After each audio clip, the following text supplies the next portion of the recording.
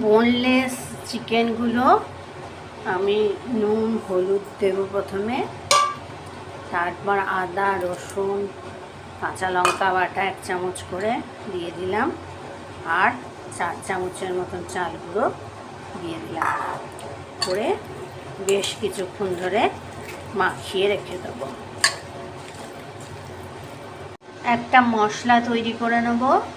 4-5টা শুকনো লঙ্কা নিয়েছি, বড় চামচে 1 চামচ গোটা জিরে, গোটা ধনে, গোটা মৌরি আর কয়েকটা গোলমরিচ, সব একসঙ্গে শুকনো খোলায় রোস্ট করে নিয়ে গুঁড়ো করে নেব। রোস্ট করে রাখা মশলাটা মিক্সিতে গুঁড়ো করে নেব।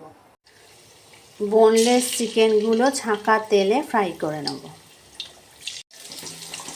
চিকেনগুলো লাল লাল করে ফ্রাই করে নিয়েছি, এবার তুলে নেব।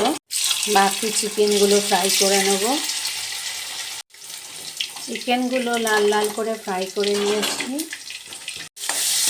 ওই তেলেই চৌকো চৌকো করে কেটে রাখা পেঁয়াজগুলো ভালো করে ভেজে নেব।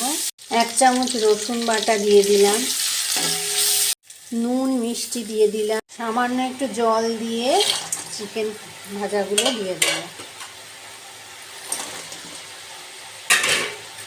ভালো করে মাখিয়ে নেব।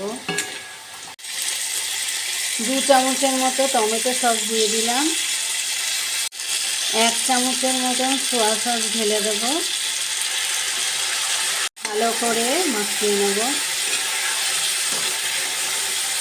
লাস্টে বানিয়ে রাখা মশলাটা এই 2 চামচের মতন ঢেলে দিলাম, ভালো করে মিক্স করে নেব। টপ থেকে লেটুস পাতা নিয়ে এসেছি, ভালো করে সাজিয়ে নিলাম। এবার বোনলেস চিলি চিকেনটা সার্ভ করে নিচ্ছি। গরম গরম বোনলেস চিলি চিকেন এরমভাবে করলে দারুণ খেতে লাগে।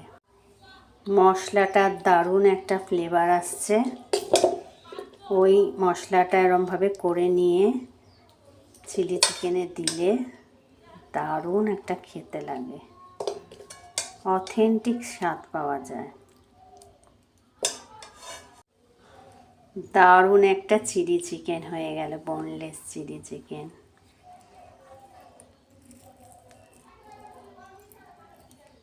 ফাটাফাটি।